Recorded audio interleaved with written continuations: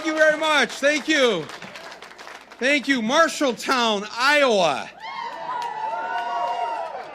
Home of one of the most famous actresses in the early days of the movies, Jean Seberg, right here in Marshalltown.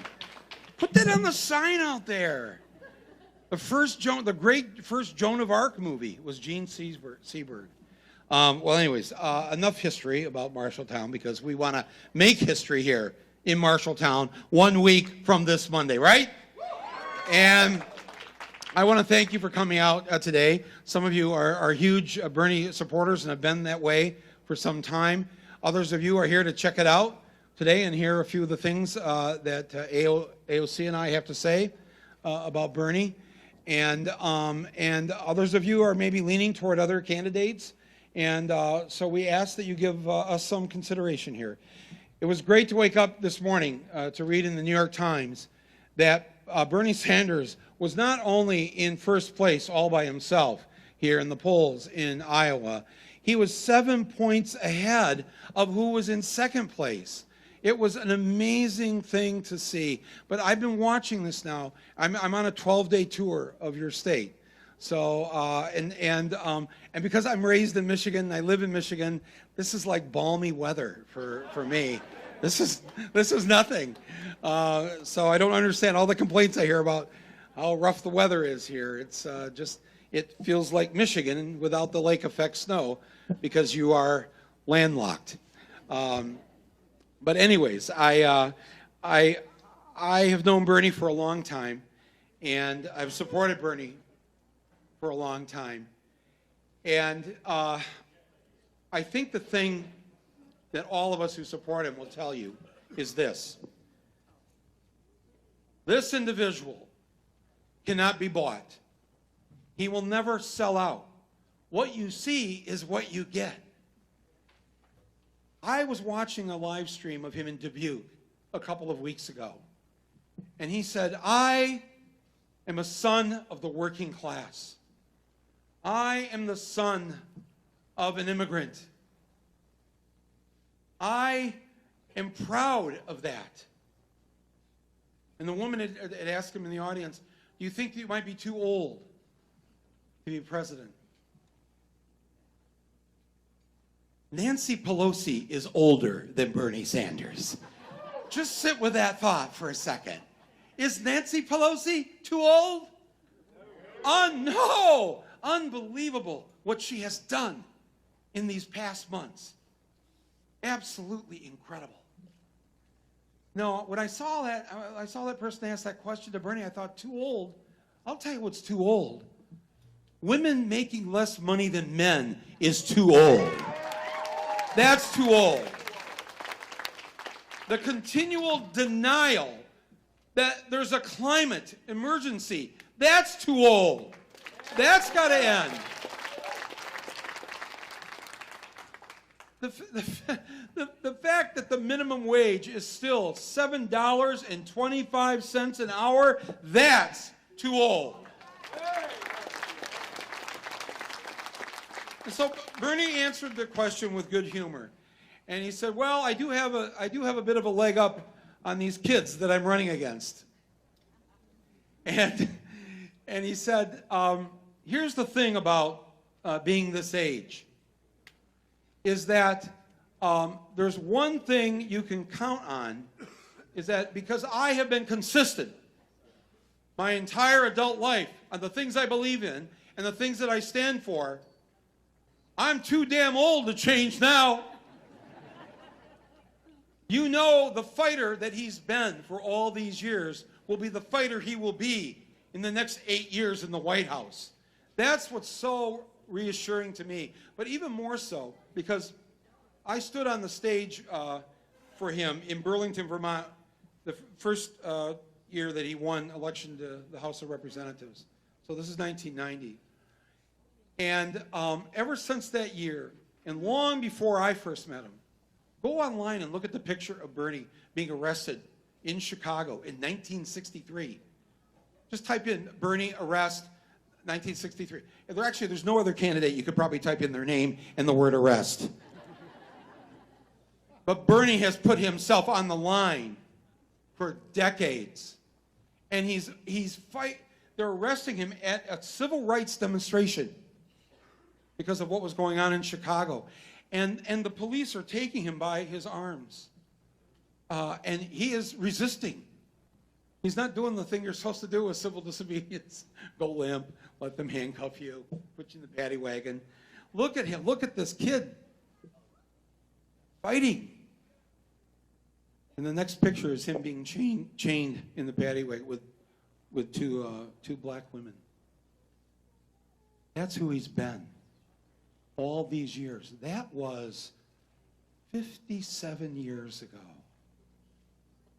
And as he said in that speech in Dubuque, I was for gay rights before gay rights was fashionable. I was for Medicare for all before they had ever come up with a term for it. I walked the picket line as the mayor of Burlington, Vermont, with nurses, with teachers, with construction workers. He has been all these things for nearly 60 years. And the thing is that the things that he has supported, the things that he supported back in the 60s, the idea of being a feminist before the women's movement really, became this huge thing. He was acting that way. He was doing these things before there were words for them. And what's amazing is when he was this way, when he spoke out of these things, when he called himself a democratic socialist, he was all alone many of these times. He was supporting bills in Congress where sometimes he might have been the only person doing it or saying it. And yet now, all these years later, the country, Bernie never moved. Bernie stayed Bernie. The country changed. We changed. The country moved to Bernie. And now we live in a country where gay people have more rights than they used to have. We're not all the way there yet. We live in a country where the majority of people are sick and tired of being at war. We live in a country where people want the minimum wage doubled. All the things that Bernie has fought for, the majority of it, look at any public opinion poll, the majority of Americans have moved toward Bernie. That's why he's number one in the polls. That's why he's number one with 18 to 35-year-olds. That's why he's number one with Latinos. That's why he's number one, according to CNN this week, with all non-white voters, with of Latino, African American, Asian, number one. And then the CNN adds, and he's also number one with white voters. I guess that would be all voters. But there's a reason for this. There's a reason why, of all the candidates running, he has the highest approval ratings. There's a reason why, for the last 5 years, when people are asked that annual Gallup poll type question of which politician you admire the most, number one, Bernie Sanders. Every year, of the 100 senators, they've taken a poll in each of the 50 states to see who has the highest approval rating amongst their own constituents. Out of 100 senators, Bernie is ranked number one. More support from his own people who know him in Vermont than any other senator in any other state. That's what we're talking about here. And it's an honor to be on the campaign trail with him here in Iowa. And I'm happy to be here in your town to talk to you a little bit about him. But I'm mostly honored by the fact that I'm now going to introduce to you somebody who has lit the nation on fire in such a positive, wonderful way. Someone who has inspired so many people. I crisscross the country, and I've been doing research on a new project. There are at least, I think, right now, by a conservative count, 20 to 30 AOCs that are either running for Congress, Senate, or their state senate, or their state. I'll bet you by the next few months, there'll be 100 AOCs running. Because what did she do? She showed people, and especially women, that it's possible that even if you are, quote, just a bartender, even if you have no money, none of that matters if you are the real deal.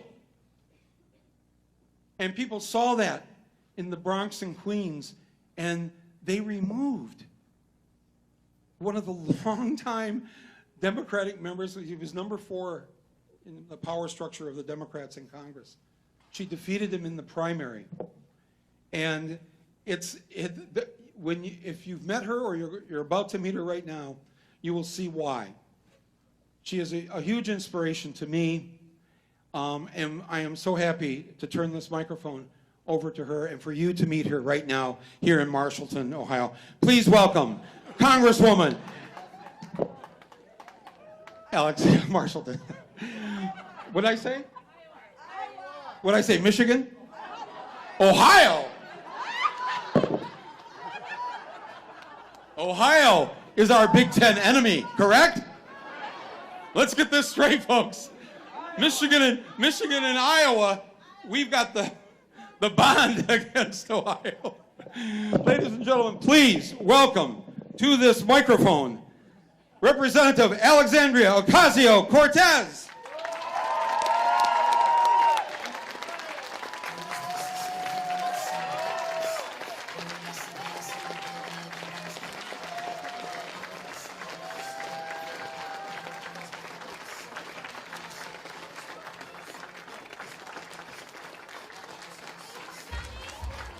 Marshalltown, what's up?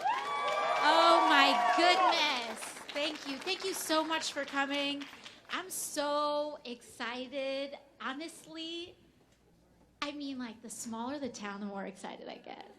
Because it really shows how intimately important person-to-person organizing is.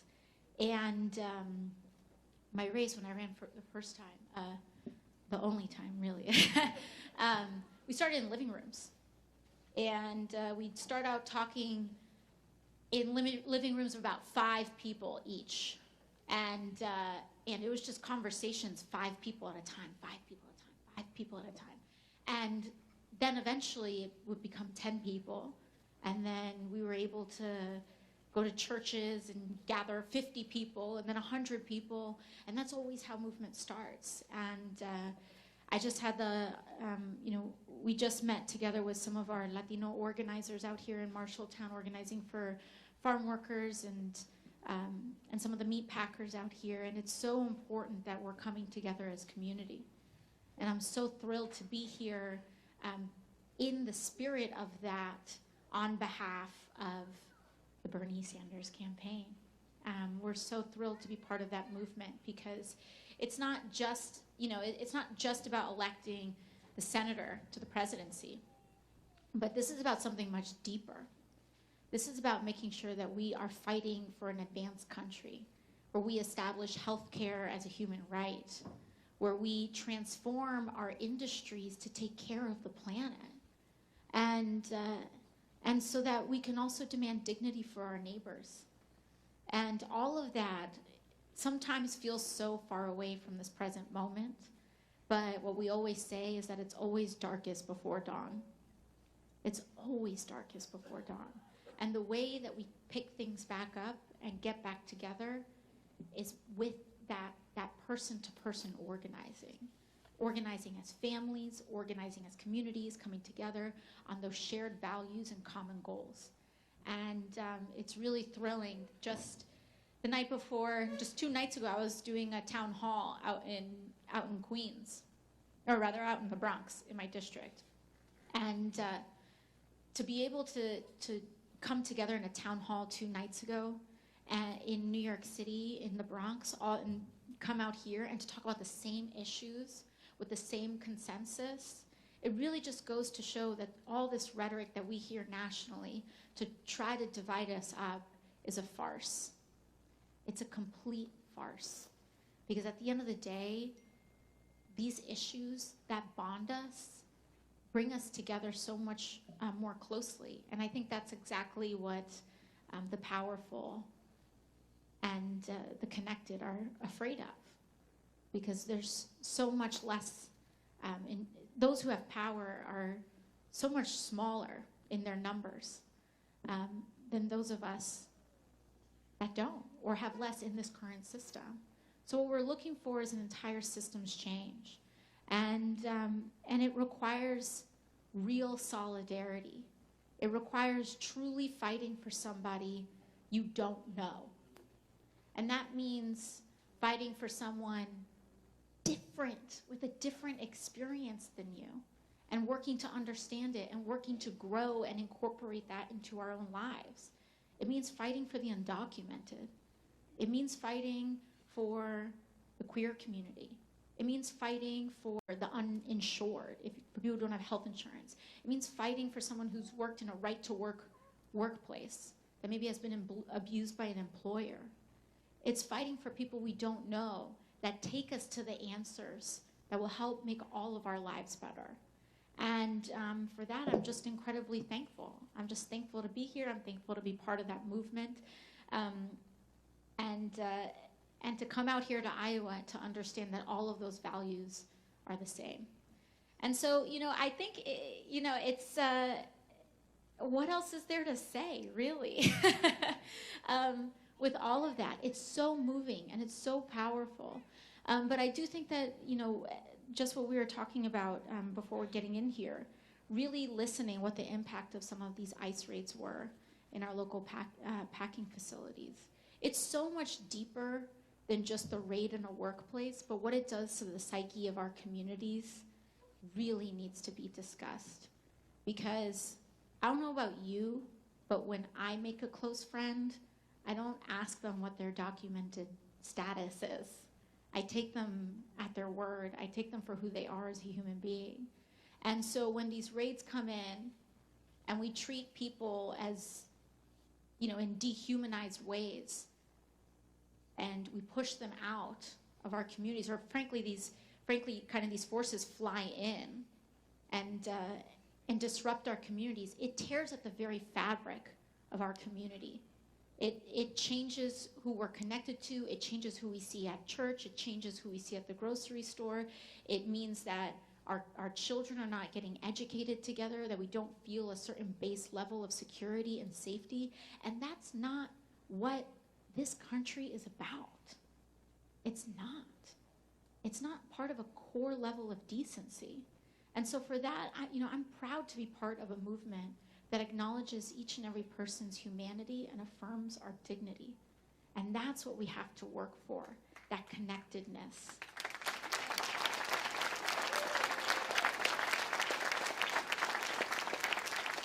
So I'm really, really thankful because a lot of folks will,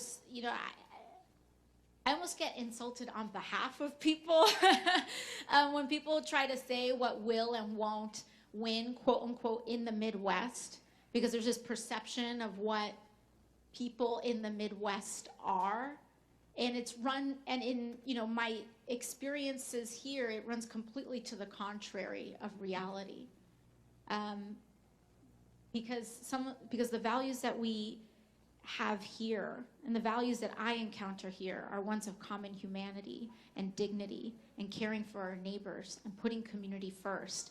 And those issues that disrupt and tear at the very fabric of our community, people who get incredibly sick because they can't afford to fill a prescription, people whose livelihoods, especially in agriculture, get threatened by an increasingly volatile climate, people whose families get torn apart at due to the presence of ICE and CBP and unjust immigration laws, the basic instability of us being able to afford our lives due to being paid less than a living wage. We don't have to live like this. We don't have to live like this.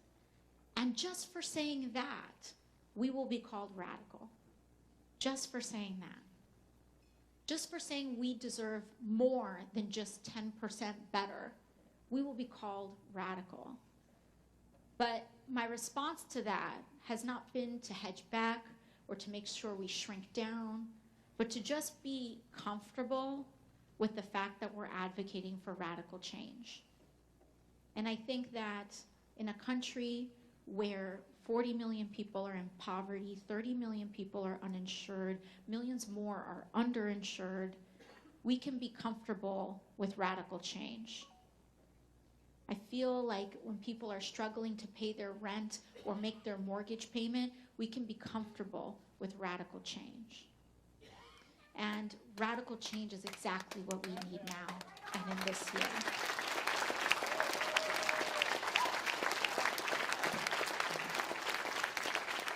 And we're not going to do that by trying to point at somebody else and to say, well, my rights are more important than this person's rights, or my issue is going to be more important than this person's issue. None of us are going to be able to achieve a collective improvement unless we achieve that collective improvement together. So the answer is to not compete in our interests. The answer is solidarity, and the answer is to adopt each other's interests so that we can achieve it all, because we can. We can do so much better than what we have right now. It is possible, and we have every technological capacity. We have every mechanism. The thing that we truly lack right now is political will. And I think right now it is so important that we elect a president with political will for working people in the United States.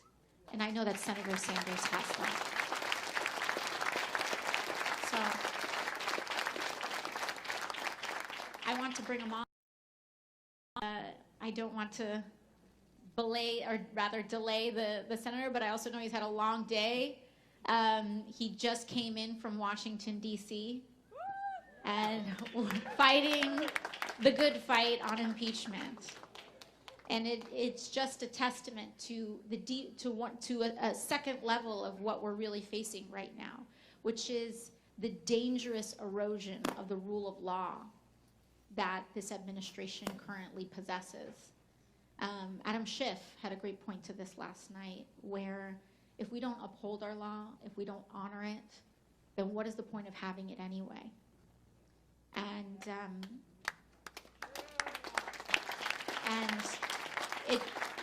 it just goes to a testament of something that we see and experience a lot, certainly that I experience a lot back home, is that who gets held to the rule of law is a really important thing for us to observe here.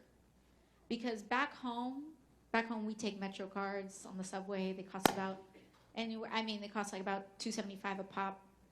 And if a 14-year-old kid jumps a turnstile without paying for it, they get put in and exposed to the horrors of our mass incarceration system like that. No trial, nothing.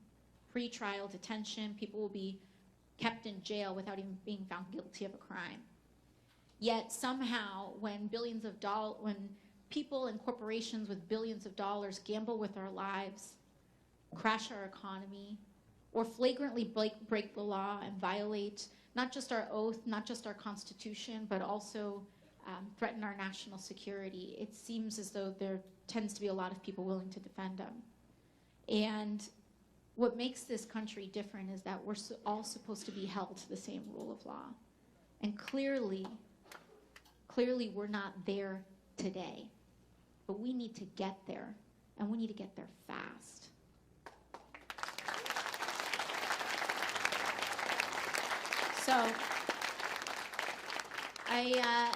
So now I would like to introduce the senator. He spent all day on impeachment, so it's real important. So I mean, this man, he has so much energy. I don't even know how he does it. But it's so important because he's going to talk about our need to come together as a movement for Medicare for all, for a Green New Deal, to break up IC and CBP, to make sure that we decarcerate our society and impose and bring in justice and bring in a new day. And we do that shoulder to shoulder as a movement. So with that, Senator Bernie Sanders.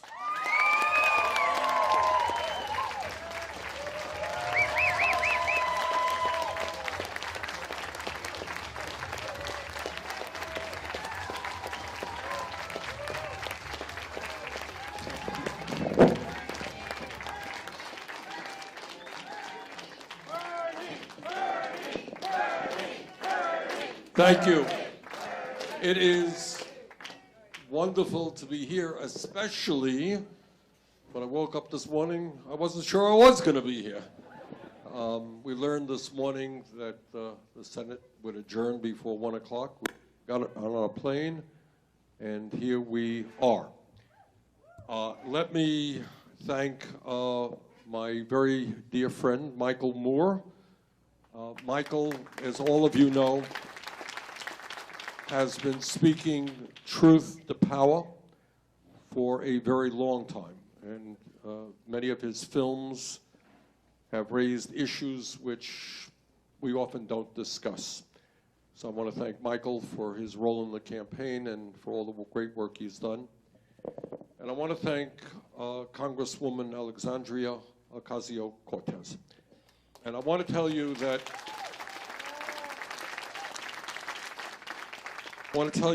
having been around Congress for a few years, I cannot recall any single individual who has had more impact in her first year in Congress than Alexandria has had. She has been an inspiration to working people, to young people, to people of color all over this country, and we are so delighted to have her on board the campaign. And I am especially grateful because when I have to be in Washington for the impeachment trial, that she and Michael and other great surrogates that we have been running around the state for us. And I want to tell you that, as you well know, we have had to radically change our schedule in the last week, kind of toss it into the garbage can and begin anew.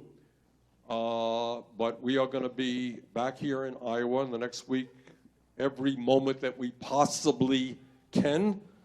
Tomorrow we're going to be in Ankeny, Perry, Fort Dodge, Storm Lake, and Sioux City. I don't know what they have for me Monday morning, but that's tomorrow.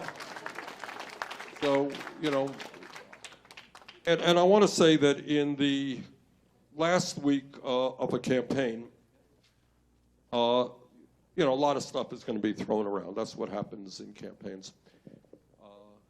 But I would hope that this state, New Hampshire, and the country does not lose focus on what are the most important issues.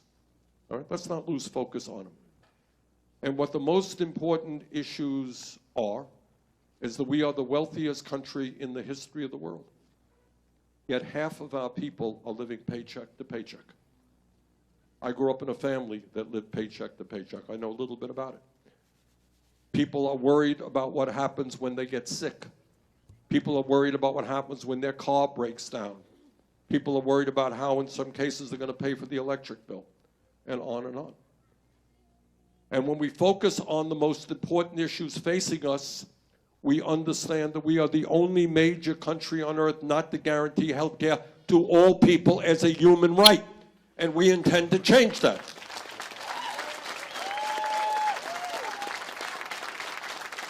We have done town meetings all over the state, and we have heard from people in Iowa, and I heard the same message in New Hampshire and all over this country about what happens under this health care system. That people do not go to the doctor when they get sick because they cannot afford to go. That people are spending 20, 25% of their limited incomes for health care, then they got a large deductible nonetheless. That 500,000 people in America go bankrupt because of medically related debt. Can you imagine the insanity, the cruelty of a system in which, because you are dealing with cancer or heart disease or Alzheimer's, your family goes bankrupt? How grotesque is that? We intend to end that. We intend to take on the drug companies who are charging us the highest prices in the world for prescription drugs, who are involved in price fixing and collusion. We're going to take on the insurance companies, and we are finally going to do what presidents have talked about for over 100 years: guarantee health care to every man, woman, and child as a human right, not a privilege.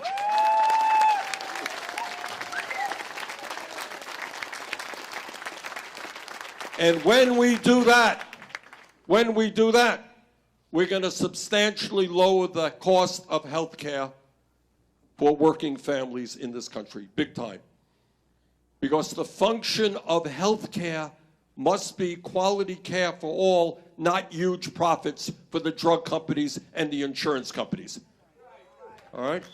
We got 87 million people, including some in this room, who are either uninsured or underinsured. High deductibles, yeah? High premiums? High co-payments? All right?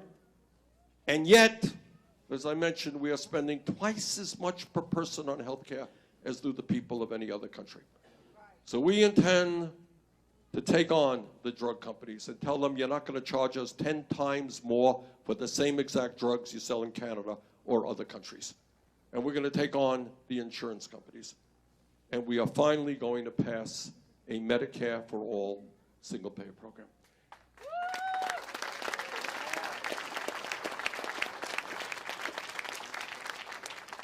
And in terms of wages, I've been all over this state. And I have talked to moms who are trying to raise families on $10.15 an hour. And let me tell you, nobody can raise a family on $10.15 an hour. Not on $11 an hour, not on $12 an hour.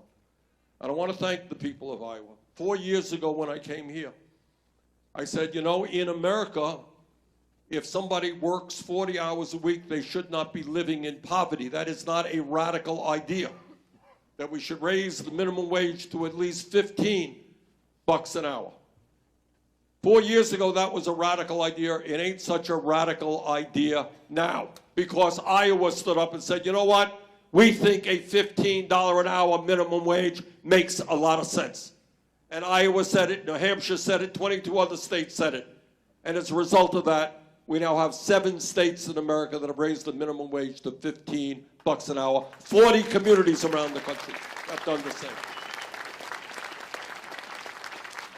And when we are in the White House together, we will raise that federal minimum wage to $15 an hour in every state in this country, federal legislation.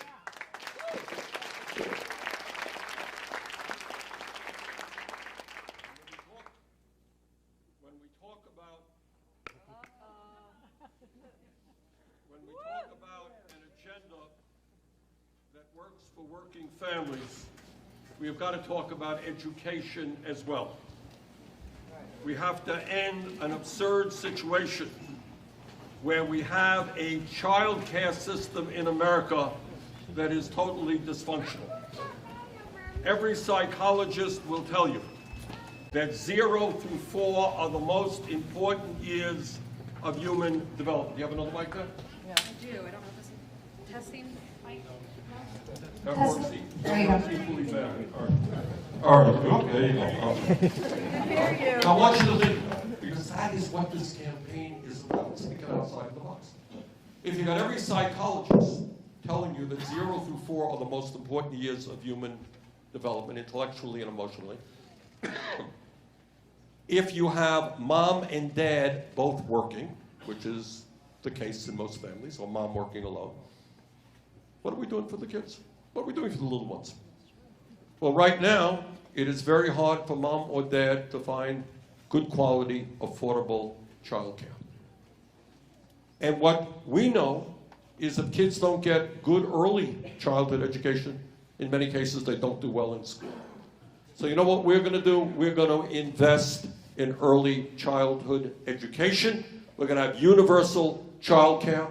We're going to have people who work with the kids, well-trained and well-paid.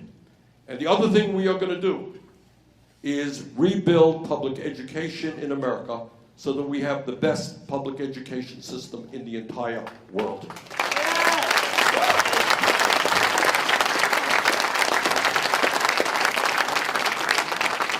And when we appreciate and value education, we value educators. All right, I want, in our colleges throughout this country, I want young people to say, you know what, I am so excited because when I get out of school, I am going to become a teacher. I am going to be doing some of the most important work that can be done. I'm going to be influencing hundreds and maybe thousands of kids in my lifetime. How great is that? And I want those teachers to be adequately paid. That means at least $60,000 a year per teacher.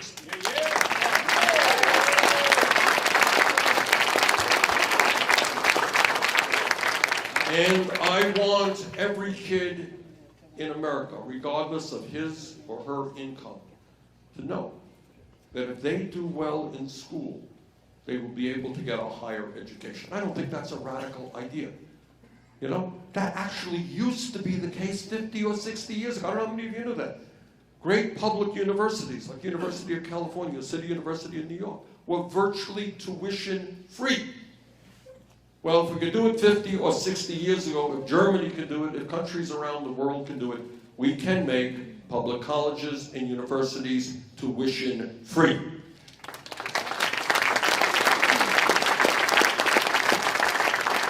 And we can also cancel all student debt in America. Right? Now, my opponents will tell you this is a radical idea. Imagine that, canceling all student debt in America. That's a radical idea. And we're going to pay for that, by the way, through a modest tax on Wall Street speculation. See, now that is, for my opponents, that is a radical idea. For Donald Trump, this is a radical idea. And yet, 11 years ago, when we bailed out the crooks on Wall Street who nearly destroyed this economy, that's okay, that's the way business is. We're supposed to protect the wealthy and the powerful. 2 years ago, in the midst of massive income and wealth inequality, when 3 people own more wealth than the bottom half of America, Congress and Donald Trump, against my vote, of course, decided to give $1 trillion in tax breaks to the 1% and large profitable corporations, such that companies like Amazon don't pay a nickel in federal income tax right now. Okay. So if you want to hear about radical ideas, it is a radical idea to have a tax system in which corporations that make billions of dollars don't pay a nickel in federal taxes. That is a radical idea. It is a radical idea to give tax breaks to billionaires. That's a radical idea. But making public colleges and universities tuition free and canceling all student debt, that ain't a radical idea. That is a common sense idea that should be implemented.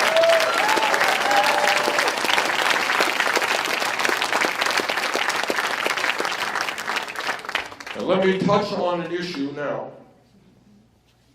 that is not an American issue, certainly not an Iowa issue. It is a global issue. And that is the existential threat to this planet in terms of climate change. Now, what I will tell you is a little bit scary. People may not want to even hear it. But what the scientists are telling us now is they have underestimated the severity and the degree to which climate change is ravaging our country and the planet. They underestimated the speed in which the polar ice caps are melting, in which the oceans are warming, which means that we will see rising sea levels at a much faster rate than they had anticipated.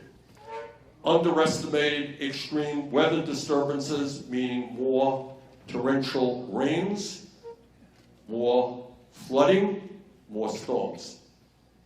They have underestimated the acidification of the oceans, meaning that fish will be dying off when hundreds of millions of people get their protein from fish.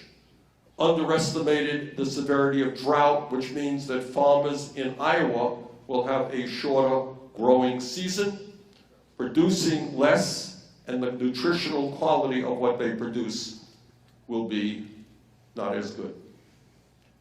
What the United Nations tells us is that if we don't get our act together, by the end of the century, there will be hundreds of millions of climate refugees. People no longer to stay in their own communities because they can't find drinking water or land to grow their crops. And when millions of people migrate from one area to another, you have very significant international tensions and the likelihood of war. What they are telling us is that in warm weather, bacteria thrive, which means more human illness. Now, I have been criticized for bringing forth the most sweeping climate change proposal that any federal candidate has ever brought forth. And I've been criticized because it is an expensive proposal, and it is an expensive proposal, although we pay for it. But it is expensive. But I want you all to be thinking that when it comes to making certain, or trying at least to make certain, that the planet we leave our children and our grandchildren and future generations is a habitable planet, is a healthy planet, you tell me how much is too much. We have a moral responsibility, and I've got 4 kids and 7 grandchildren. We have a moral responsibility to make sure that these kids are able to live on a planet that is healthy. So my promise to you is that we will take on the fossil fuel industry. We will implement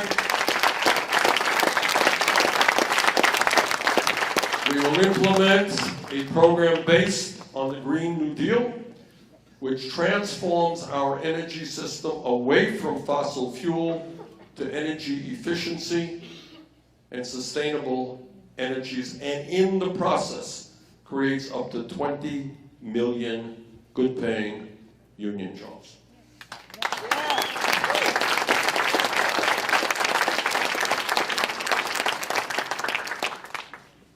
And when we talk about an agenda that works for working families and lower-income people, we have got to confront the reality that we today have a broken and racist criminal justice system. I want you all to think about this. We got more people in jail in America than they do in China. All right? Something wrong there. So what we are going to do is invest in our young people, in good education, in jobs, not more jails and more incarceration.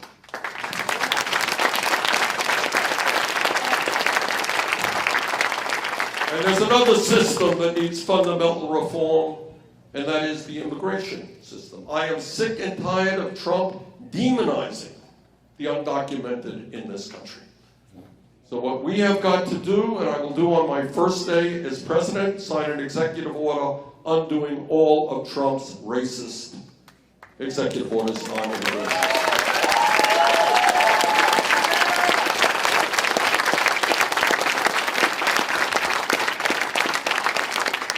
We will reestablish the legal status of the 1.8 million young people in the DACA program.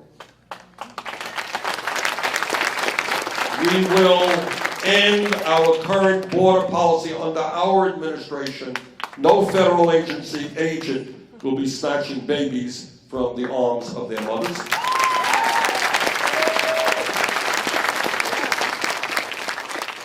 And I believe that we will be able to do what the American people want us to do. And that is, in a bipartisan way, pass comprehensive immigration reform and a path towards citizenship for the 11 million undocumented.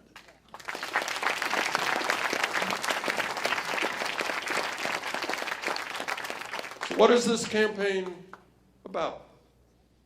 What this campaign is about are 2 or 3 fundamental points. Number one, it is absolutely imperative for the future of our country that we defeat the most dangerous president in the modern history of this country.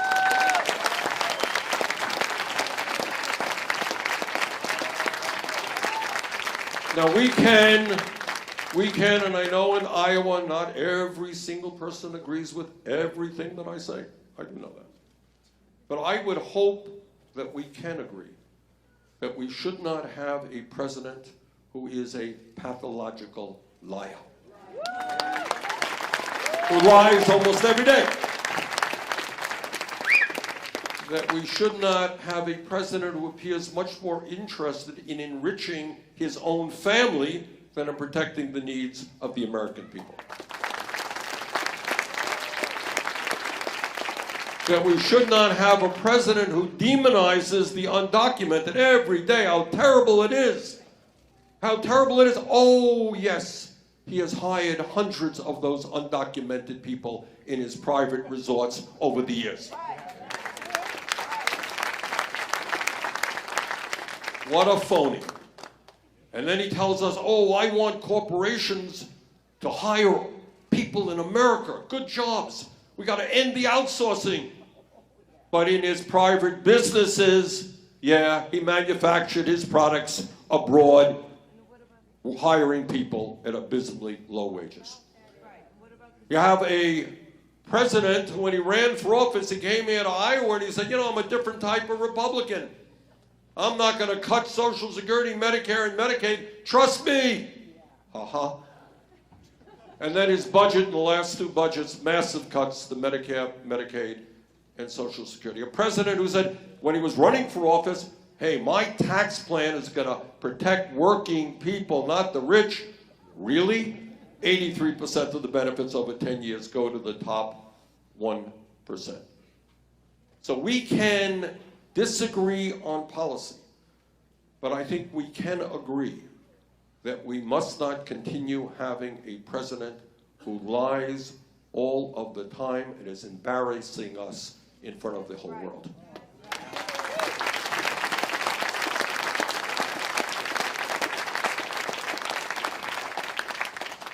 But this campaign is more than just defeating Donald Trump, as important as that is.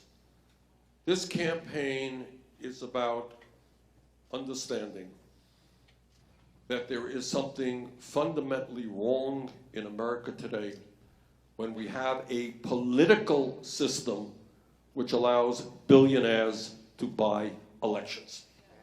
All right? Maybe I'm old-fashioned, I don't know, but I happen to believe that democracy means one person, one vote, not billionaires buying elections.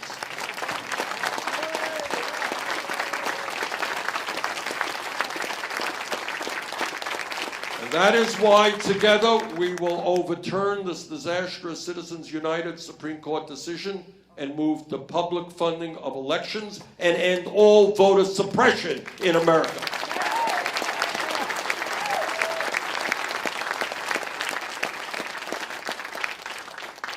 But it's not only a corrupt political system. It is an economy which works in overdrive to benefit the very, very wealthy. Today, as I mentioned earlier, 3 people own more wealth than the bottom half of America. While tonight, some 500,000 Americans, including 30,000 veterans, will be sleeping out on the street or in emergency shelters. Today in America, you have the top 1% owning more wealth than the bottom 92%. And we got 45 million people trying to pay off their student debt. Today in America, we have seen over the last 30 years the top 1% seeing their wealth increase by $21 trillion. Bottom half of America seeing a decline in their wealth. Today, while in Iowa and in Vermont, you got workers working 2 or 3 jobs to pay the bills, 49% of all new income goes to the top 1%. So when Trump goes around and says, oh, this economy is doing great, yeah, it is doing great for his friends in the 1%. Not so great for the working class of this country. Yep. Right? Because the truth is that over the last 45 years, in terms of real inflation accounted for dollars, do you know how much more the average American worker is making today than he or she did 45 years ago? Anybody know? Not a penny more. You got that? We have seen an explosion in technology. We have seen an explosion in worker productivity. And yet for 45 years, the average American worker has seen virtually no increase in his or her wages. Almost all new income and wealth has gone to the top 1%. So maybe it is a radical idea, although I don't think so. But maybe some do.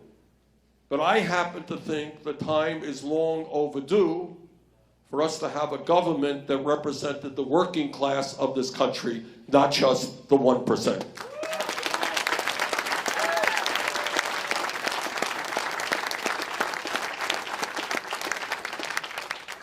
So what we are trying to do here, which is unprecedented, I want you all to know that what we are trying to do really is unprecedented. You know, you'll remember that not so many years ago, somebody wanted to run for president. They would be, you know, part of the establishment. They would raise their money by going to millionaires' homes and leaving with a few $100,000. They have the media behind them. That's the way politics used to be. We are changing the way politics used to be. Now, what's getting many people in the establishment nervous is we don't have to go to the rich and the powerful for campaign contributions because we are supported by the working people of this country.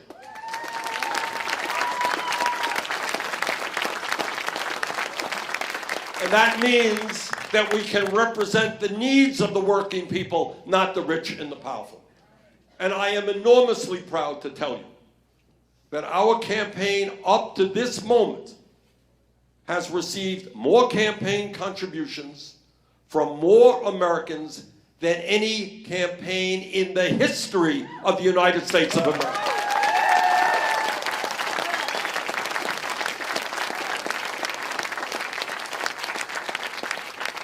And the reason that we stand a good chance to win here in Iowa, to win in New Hampshire, to win the Democratic nomination, and to defeat Trump, I will tell you what the reason is.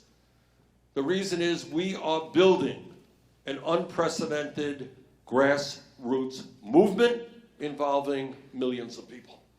And right now, in the last few weeks, right here in Iowa, despite the cold weather, we have had, I know about cold weather, I come from Vermont, so people have been out knocking on doors, talking to their neighbors. All right? At the end of the day, TV ads are important. We have TV ads. Radio ads are important. We got radio ads. Newspaper ads are important. We have newspaper ads. But you know what's more important? What is more important is person-to-person contact.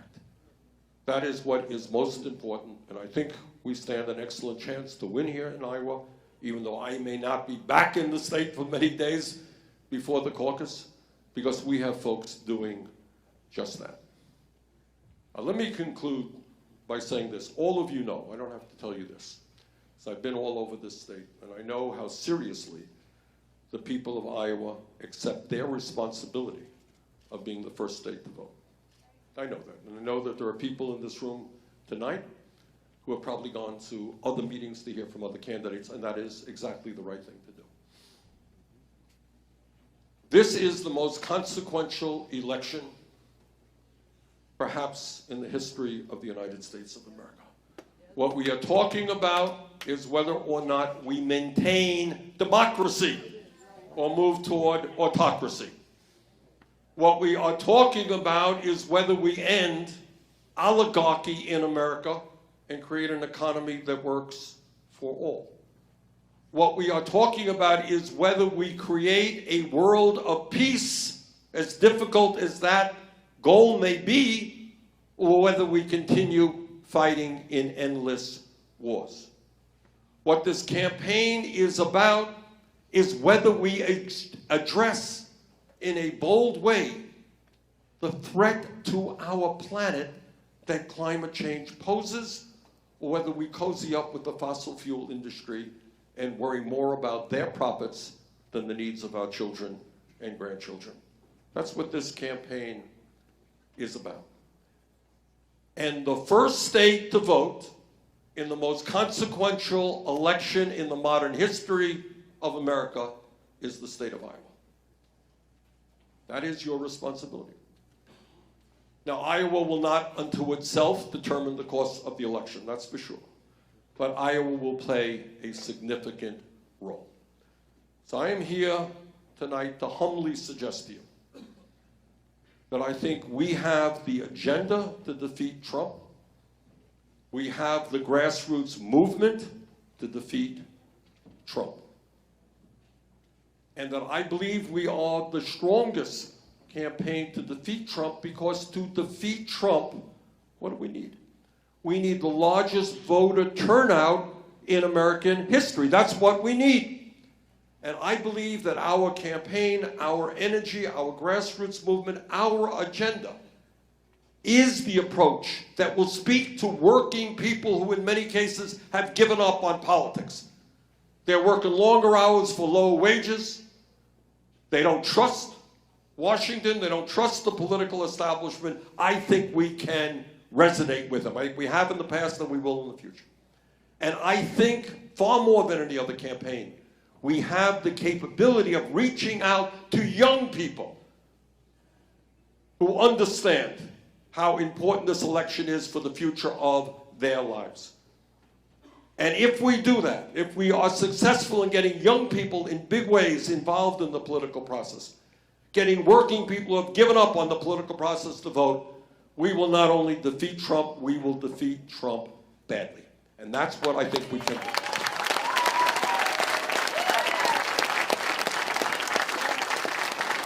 So, in the most consequential election in modern American history, Iowa goes first. And that is a week from Monday night. So tonight, I humbly ask for your support. I ask you to come out and caucus for us. I ask you to bring your friends and family. We are now taking on everybody. We're taking on Trump and the Republican Party.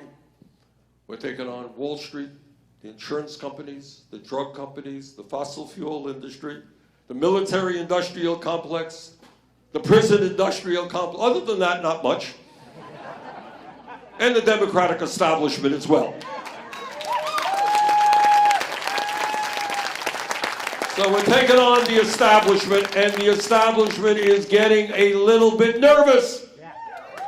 They're getting nervous that people are beginning to stand up and demand an economy that works for us, not for Wall Street. So a week from Monday, it all begins. And it begins here in Iowa. And I am here tonight to humbly ask for your support. Thank you all very much.